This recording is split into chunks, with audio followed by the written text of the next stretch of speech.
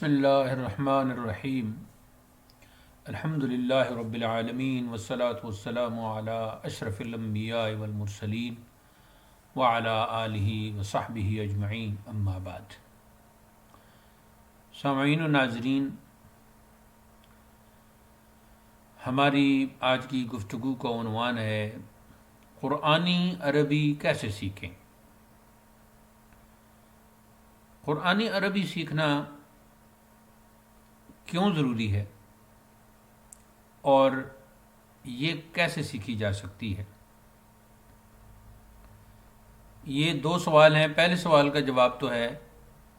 کہ قرآنی عربی سیکھنا اس لیے ضروری ہے تاکہ قرآن مجید کی تلاوت کے وقت ایک ایک لفظ سمجھ میں آئے اور براہ راست اللہ تعالیٰ کے کلام کو سمجھ کر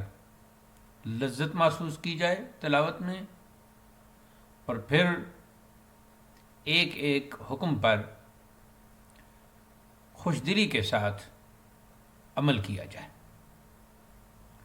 جہاں تک تعلق ہے دوسرے سوال کا کہ قرآنی عربی کیسے سیکھیں، تو اس کا جواب ہم عرض کرتے ہیں۔ آگے بڑھنے سے پہلے آپ اس ویڈیو کو لائک کریں اور ہمارے چینل کو سبسکرائب کریں۔ آپ کی طرف سے یہی تعاون ہے۔ جی، تو اب ہم آتے ہیں اپنے اصل موضوع کی طرف کہ قرآنی عربی کیسے سیکھیں۔ کوئی بھی زبان سیکھنے کے لیے یہ بنیادی شرط ہے کہ اس زبان کا ذخیرہ الفاظ اور جملہ سازی یعنی جملہ بنانے کا طریقہ انسان کو آنا چاہیے۔ جب اس زبان کا ذخیرہ الفاظ بھی آپ کے ذہن میں ہوگا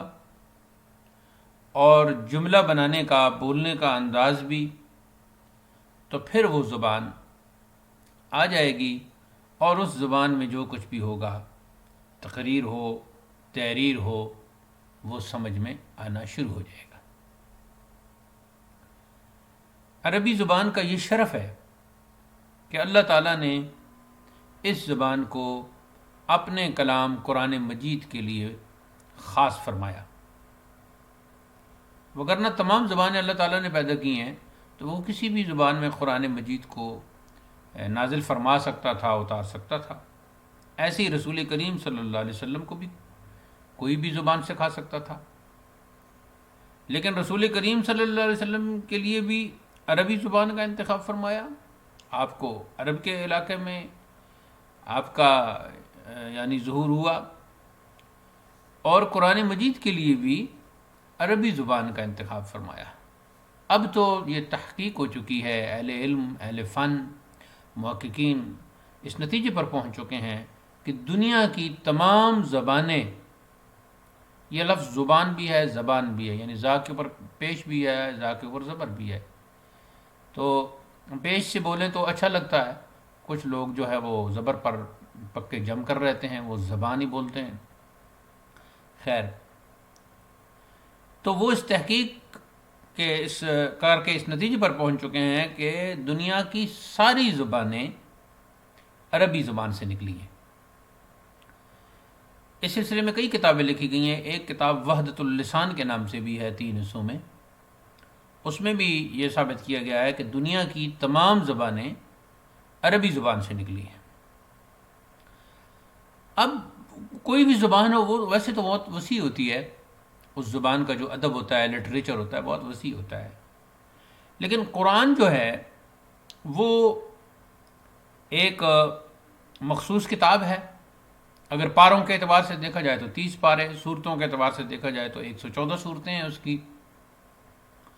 ان میں جو کچھ بھی آ گیا ہے وہ سب کچھ ہمارے سامنے ہے۔ یعنی ایک تو یہ ہے نا کہ آپ کوئی زبان سیکھتے ہیں تو وہ زبان بہت وسیع ہے۔ عربی زبان کو دوسرے اعتبار سے آپ سیکھیں گے، یعنی قرآن سے ہٹ کر سیکھیں گے تو عربی زبان تو بہت وسیع ہے۔ ایک شیر کے لیے سینکڑوں الفاظ ہیں، تلوار کے سینکڑوں نام ہیں، گھوڑوں کے نام ہیں، مختلف چیزوں کے مختلف نام ہیں۔ لیکن اگر قرآنی عربی آپ سیکھیں گے تو اس میں یہ طے ہو جاتا ہے کہ یہ 30 پارے، یہ 114 صورتیں، ان میں جو کلمات آئے ہیں، ان میں جو حروف آئے ہیں، ان میں جو جملے کا انداز ہے، وہ ہم نے سیکھنا ہے۔ اب زبان سیکھنے کے لیے ابتداءً 2 علوم ہوتے ہیں، پہلا ہوتا ہے علم صرف اور دوسرا ہوتا ہے علم نحو۔ علم صرف یہ ہے کہ آپ اس میں لفظوں کا سیکھتے ہیں کہ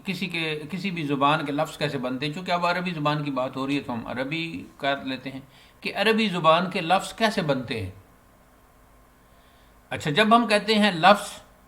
یا کلمہ کہتے ہیں، انگریزی میں ورڈ کہیں گے اس کو، تو لفظ کی پھر آگے کئی قسمیں بن جاتی ہیں کہ وہ لفظ کیا ہے۔ وہ لفظ یا تو کسی انسان کا نام ہے، وہ لفظ یا تو انسان کے جسم کے کسی حصے کا نام ہے، مثلا ہاتھ ہے یا زبان ہے یا کان ہے، ناک ہے، ہونٹ ہیں، رخسار ہے، پیشانی ہے۔ تو یہ انسان کے پھر بدن کے مختلف اعضاء ہیں، پارٹس آف باڈی ہیں، یہ ان کے نام ہیں۔ تو ایک لفظ انسان تھا، اب لفظ انسان کے بعد ہم نے ہاتھ، پاؤں، زبان، ناک، پیشانی بولنا شروع کر دیا، تو یہ انسان کے جو مختلف اعضاء ہیں ان کے نام ہو گئے، ہیں یہ بھی الفاظ۔ پھر جو انسانوں کے مختلف نام ہوتے ہیں، کسی کا ناصر تو کسی کا خالد تو کسی کا علی تو کسی کا حیدر تو کسی کا عثمان تو کسی کا صدیق تو کسی کا فاروق، یہ بھی الفاظ ہو گئے۔ ایسے ہی جانوروں کے نام ہیں، گائے، بھینس، بکری، یہ بھی الفاظ ہو گئے۔ ایسی کھانے پینے کی چیزیں ہیں، پانی، روٹی، دودھ، چینی، شکر، مرچ، سرخ مرچ، سبز مرچ، تو یہ کھانے کی چیزوں کے، تو یہ بھی الفاظ ہو گئے۔ تو جو بھی الفاظ ہوتے ہیں، یا تو وہ کسی چیز کا نام ہوتے ہیں، کوئی کھانے کی چیز ہوتی ہے، کوئی پہننے کی چیز ہوتی ہے، یا انسانوں کے نام ہوتے ہیں، یا جانوروں کے نام ہوتے ہیں، یا پھر اب جانور ہیں، مثال کے طور پر گائے ہے، لیکن پھر مزید اس کے اندر الفاظ شروع ہو جائیں گے، سینگ، کھال، دم۔ تو اس طرح یہ بہت سارے الفاظ ہیں، اور یہ الفاظ ہر زبان میں ہوتے ہیں، ہر زبان کا ایک خاص ذخیرہ الفاظ ہوتا ہے۔ تو سب سے پہلے قرآنی زبان سیکھنے کے لیے جو ہم علم صرف پڑھیں گے، تو علم صرف میں ہم مختلف وہ نام پڑھیں گے، وہ الفاظ پڑھیں گے جو قرآن مجید میں استعمال ہوئی ہیں، اور وہ مختلف چیزوں کے نام ہیں۔ مثلا قرآن مجید کی سب سے بڑی سورت کا نام ہے البقرہ، بقرہ عربی میں گائے کو کہتے ہیں، تو یہ ایک نام ہو گیا۔ ایسے ہی الفاتحہ پہلی سورت ہے، تو الفاتحہ کا معنی ہے کھولنے والی، اور بھی اس کے کئی معنی، آغاز کرنے والی، شروع، چونکہ اس سے قرآن مجید کا آغاز ہو رہا ہے تو اس کا نام الفاتحہ ہو گیا۔ ایسے ہی اونٹ میں ہے، اونٹ کا ذکر ہے قرآن پاک میں، اس کے لیے ابل کا لفظ استعمال ہے، اس کے لیے جمل کا لفظ استعمال کیا گیا ہے۔ ایسے ہی یہ جو ناپاک جانور ہے خنزیر، اس کا ذکر ہے قرآن پاک میں۔ ایسے ہی یہ جو ناپاک جانور ہے کتا، کلب، اس کا ذکر ہے قرآن پاک میں۔ اور بھی کئی نام ہیں، پرندوں کے نام ہیں، اس میں غراب ہے، ابابیل کا لفظ استعمال ہوا ہے۔ تو یہ سارے الفاظ ہیں، تو ہم یہ سارے نام ہیں، اسماء ہیں، عربی میں ان کو اسماء کہتے ہیں، اسم کہتے ہیں نام کو، اور اسم کی جمع ہوگی اسماء۔ ایسے ہی پھر جب ہم کہتے ہیں کہ وہ آیا، گیا، سنا، کھایا، سنتا ہوں، کھاتا ہوں، پیتا ہوں، کھاؤں گا، پیوں گا، آؤں گا، بیٹھوں گا، تو اٹھ، تو جا، ادھر مت جا، ادھر آ، یہ بھی الفاظ ہیں۔ ان الفاظ کو افعال کہتے ہیں، کیونکہ یہ فعل ہیں، ان میں کوئی نہ کوئی کسی کام کا اظہار ہو رہا ہے، اور یہ کچھ تو انداز میں جو ہے وہ یہ ہے کہ کسی کے بارے میں خبر دی جا رہی ہے کہ وہ آیا، وہ اس نے سنا، اس نے کھایا، اس نے پیا۔ تو کچھ اس میں ایسے الفاظ استعمال ہو رہے ہیں جہاں کسی کو کوئی بات کہی جا رہی ہے، اٹھو، بیٹھو، آؤ، لے آؤ، فلاں چیز لے آؤ، کھاؤ، پیو، سو جاؤ، شور مت مچاؤ۔ تو اس میں کچھ الفاظ ایسے ہیں، تو یہ سارے افعال ہیں۔ اس کے بعد تو یہ پہلا مرحلہ ہے کہ ہم قرآن مجید کے جو 30 پاروں کے اندر الفاظ استعمال ہوئے ہیں، ان میں جو پہلے اسماء استعمال ہوئی ہیں، پھر افعال استعمال ہوئے ہیں، وہ سارے کے سارے ہم انہیں الگ کر لیں اور انہیں یاد کر لیں اور انہیں سمجھ لیں۔ علم صرف میں ہم نے یعنی اس حد تک یہ چیز پڑھنی ہے۔ پھر چونکہ ہمیں معلوم نہیں ہوگا کہ یہ لفظ جو ہے، یہ پھر کچھ لفظ ایسے مثلا آیا تو یہ پاسٹ ٹینس ہے، گزری ہوئی بات ہے، تو یہ فعل ماضی ہو گیا۔ اب آتا ہے یا آئے گا تو یہ فعل حال اور فعل استقبال ہو گیا، یعنی پریزنٹ ٹینس ہو گیا اور فیوچر ٹینس ہو گیا۔ ایسے ہی آؤ تو یہ فعل امر ہو گیا، جب آپ کسی کو بلا رہے ہیں، ٹھیک ہے جی۔ اور پھر اس کے جب ہم نے الفاظ سیکھ لیں گے پہلے مرحلے میں ہم نے الفاظ سیکھنے ہیں۔ قرآن مجید میں جتنے اسماء ہیں، جن چیزوں کے نام آئے ہیں، جو بے جان چیزوں کے نام ہیں، جاندار چیزوں کے نام ہیں، جو بھی نام آئے ہیں وہ ہم نے اکٹھے کر لینے ہیں اس علم صرف میں رہ کر۔ پھر ہم نے افعال اکٹھا کر لینے ہیں، افعال کو پھر ہم اس کو کیٹیگرائز کر دینا ہے کہ یہ فعل ماضی ہے، یہ فعل حال ہے، یہ فعل استقبال ہے، یہ فعل مضارع ہے، یہ فعل امر ہے، یہ فعل نائی ہے، یہ فعل نفی ہے۔ اس طرح افعال کی قسم ہے۔ وہ جب آپ علم صرف شروع کریں گے تو کوئی چھوٹی سی آسان کتاب سے آپ خود بھی سمجھ سکتے ہیں، نہیں تو استاد سے آپ کسی سے بھی رابطہ کر کے، یا ہمارا ویڈیوز کا سلسلہ اگر شروع ہوتا ہے تو لوگ ہماری اس ویڈیو کے کمنٹ باکس میں کمنٹ کریں گے تو انشاءاللہ ہم ان کے مطابق ان کی رہنمائی کریں گے اور ویڈیوز کا سلسلہ شروع کر سکتے ہیں قرآن عربی سکھانے کے لیے۔ تو اگرچہ یہ کچھ لوگوں نے سلسلہ شروع کر بھی رکھا ہے، لیکن ہر ایک کا اپنا انداز ہوتا ہے۔ تو علم صرف میں ہم قرآن مجید کے اس پہ ہم 20 دن لگاتے ہیں، 25 دن لگاتے ہیں، جتنے دن بھی لگاتے ہیں، تمام قرآن مجید کے اسماء اور افعال ہم اکٹھے کر لیں گے، اور ہمیں یہ بھی پتہ چل جائے گا کہ افعال کیسے بنتے ہیں اور ان کے فرق کیا آپس میں، فعل مضارع اور فعل ماضی میں کیا فرق ہے، فعل امر اور فعل ناج میں کیا فرق ہے۔ تو یہ ہمارا پہلا مرحلہ ہو جائے گا جس میں ہم سیکھ لیں گے، یعنی قرآن پاک میں جو الفاظ استعمال ہوئے ہیں وہ کس قسم کے ہیں، کتنے ہیں، کس قسم کے ہیں، اور وہ کس طرح بنے ہیں۔ یہ علم صرف کے دائرہ میں رہ کر ہم سیکھیں گے، اور اس میں ہم کچھ دن مخصوص کر لیں گے کہ اتنے دنوں میں ہم نے یہ چیزیں، پھر ہم ان کو یاد کر لیں گے اور ان کے معنی بھی یاد کر لیں گے۔ اس کے بعد ہم یہ دیکھیں گے کہ اب الفاظ تو ہم نے سیکھ لیے، اب ان الفاظ سے جملے کیسے بنتے ہیں۔ اللہ تعالیٰ نے ارشاد فرمایا کہ قرآن یہ وہ کتاب ہے، قرآن کے بارے میں فرمایا کہ یہ وہ کتاب ہے۔ یہ شروع میں سورہ فاتحہ کی جو پہلے ہے کہ الحمدللہ رب العالمین، تو الحمد کے بارے میں تو ہم نے پہلے پڑھ لیا تھا کہ الحمد ایک لفظ ہے، اور رب بھی ایک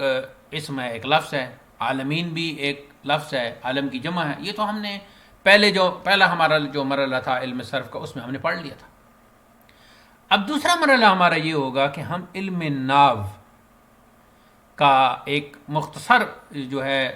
دنوں میں مختصر سا ایک کورس پڑھیں گے علم ناو کا، جس میں ہم یہ سیکھیں گے کہ جملہ کیسے بنتا ہے۔ وہ جو لفظ ہم نے قرآن پاک کے سارے سیکھ لیے ہیں، قرآن پاک میں استعمال ہونے والے اسماء ہم نے یاد کر لیے، افعال ہم نے یاد کر لیے، اور باقی جو حروف تھے وہ ہم نے، حروف سے میری مراد یہ ہے کہ جیسے کہ مثلا با یا بے قرآن پاک میں آتا ہے جس کا معنی ہے ساتھ، تو یہ ہم پہلے یاد کر لیں گے۔ من قرآن پاک میں آتا ہے تو اس کا معنی ہے سے، اس کا معنی ہے ابتدا، یہ ہم پہلے یاد کر چکے ہوں گے۔ ایسی عن قرآن پاک میں آتا ہے عین زبر نون عن، تو اس کا معنی ہے سے کے بارے میں، تو یہ پہلے ہم سیکھ چکے ہوں گے۔ تو یہ حروف ہے۔ اچھا، اب ہم نے اسماء یعنی جو مختلف چیزوں کے نام ہیں،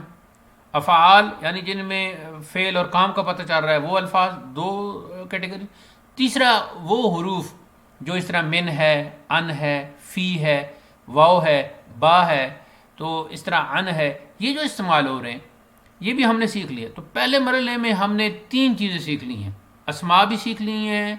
افعال بھی سیکھ لیے ہیں، اور حروف بھی سیکھ لی ہیں۔ اب یہ جو سیکھے ہوئے الفاظ ہیں جو 114 صورتوں کے اندر موجود ہیں اور قرآن پاک کے 30 پاروں کے اندر موجود ہیں، اب ان سیکھے ہوئے الفاظ سے ہم نے جملے بنانے ہیں، اور جملے بناتے وقت بھی ہم نے اپنے پاس سے کوئی نئے جملے نہیں بنانے، بلکہ وہ ہم نے جملے قرآن پاک سے ہی نکالنے ہیں، اور ان کو سمجھنا ہے کہ یہ کن الفاظ سے مل کر، کتنے اسماء، کتنے افعال اور کتنے حروف سے مل کر یہ جملہ بنا ہے قرآن پاک کے اندر، اور یہ کس انداز سے بنا ہے۔ جملے کے مختلف انداز ہیں، جیسا کہ میں پہلے بھی بتا چکا ہوں کہ ایک جملے کا انداز جملہ ہے خبری ہے، جس میں کوئی خبر دی جا رہی ہے، اور ایک جملے کا انداز جو ہے انشائی ہے، جس میں کوئی طلب کی جا رہی ہے، کوئی چیز طلب کی جا رہی ہے۔ مثال کے طور پر آپ اگر تو آپ کہتے ہیں کہ اللہ تعالیٰ وہ ہے جس نے زمین اور آسمان پیدا کی، تو یہ تو ایک جملہ خبریہ ہو گیا، اس میں خبر دی جا رہی ہے۔ لیکن اگر آپ کہتے ہیں کہ زمین پر اکڑ کر مت چل، تو یہ ایک طلب ہے، ایک طلب کی جا رہی ہے آپ سے کہ بھئی آپ نے چلنا ہے اور ایک اچھے انداز سے چلنا ہے،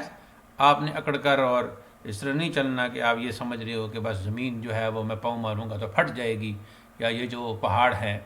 یہ اگر میں ہلوں گا تو یہ ہلنا شروع کر، جیسا کہ قرآن پاک میں اللہ تعالیٰ نے خود ارشاد فرمایا ہے۔ میں اسی کا جو ہے نا وہ مثال کے انداز میں بیان کر رہا ہوں۔ تو اس سے پھر ہمیں جملے کا انداز پتہ چلے گا۔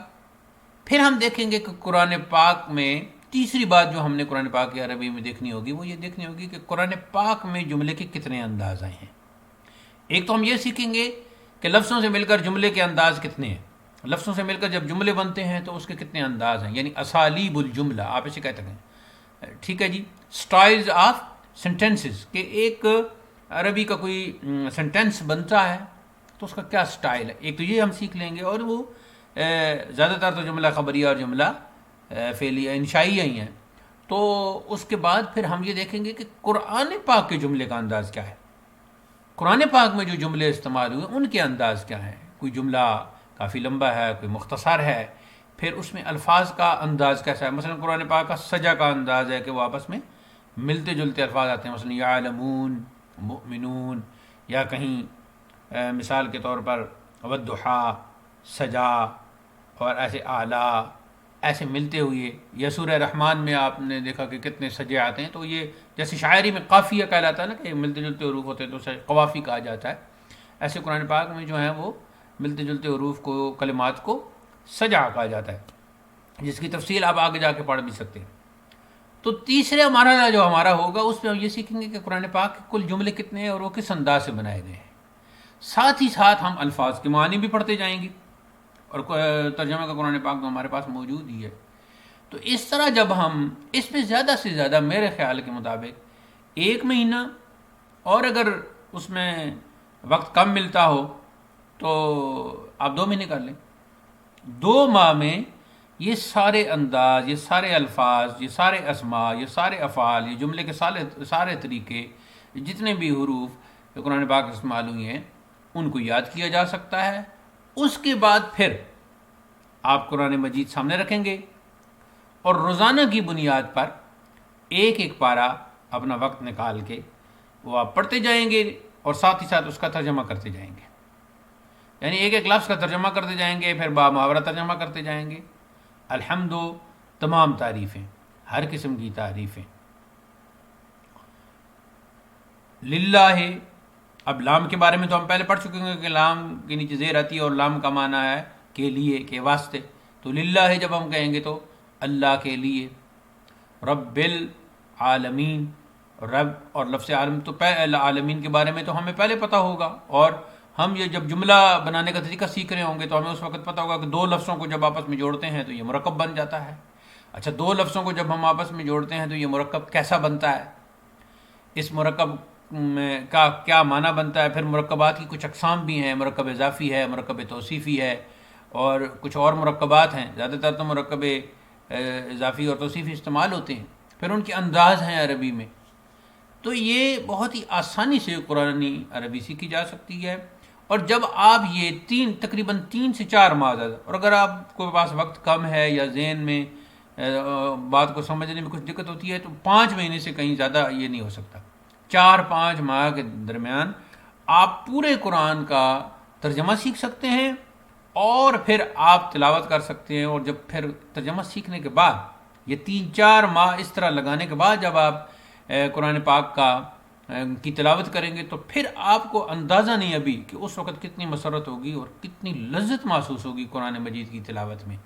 کہ جب آپ قرآن مجید کی تلاوت کر رہے ہوں گے تو ایک ایک لفظ آپ کو سمجھ آ رہا ہے۔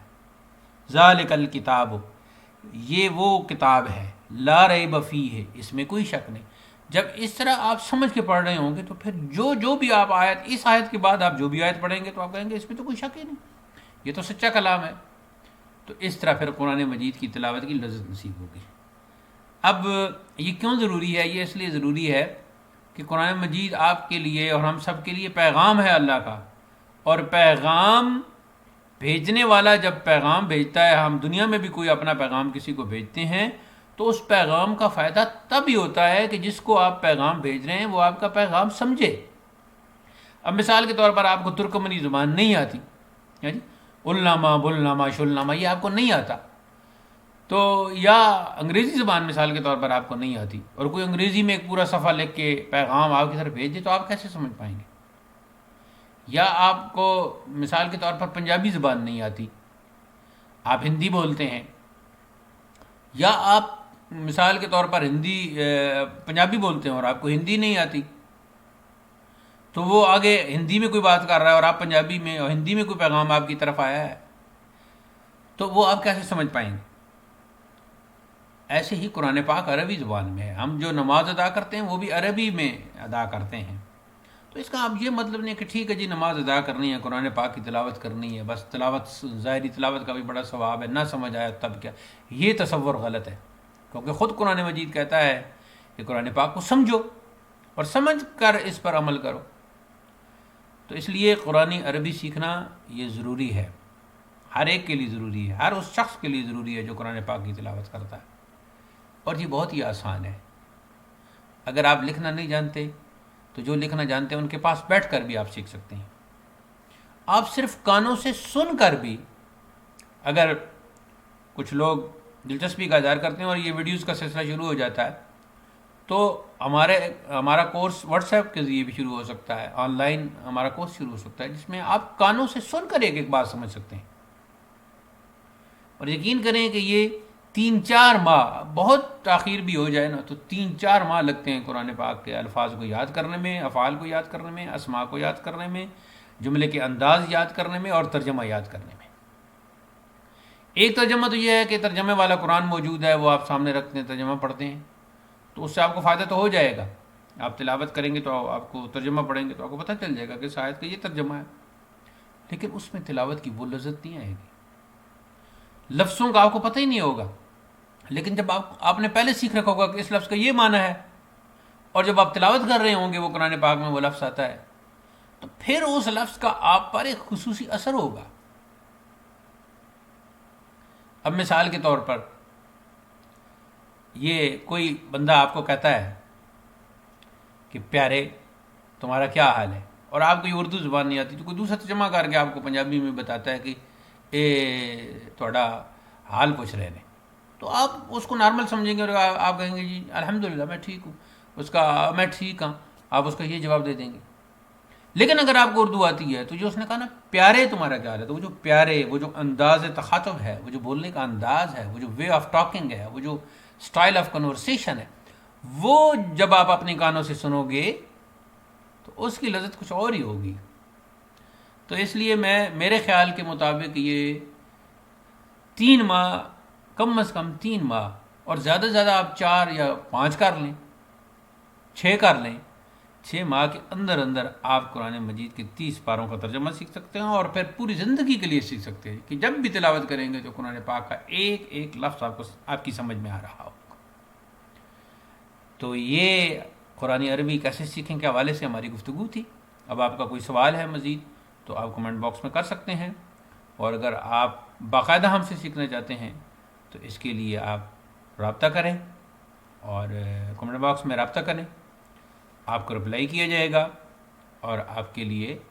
خصوصی طور پر کلاس کا اہتمام بھی کیا جا سکتا ہے۔ اللہ تعالی ہمیں قرآن مجید پڑھنے، سمجھنے اور سمجھنے کے بعد اس پر عمل پیرا ہونے کی توفیق عطا فرمائے۔ وآخر دعوانا ان الحمد للہ رب العالمین۔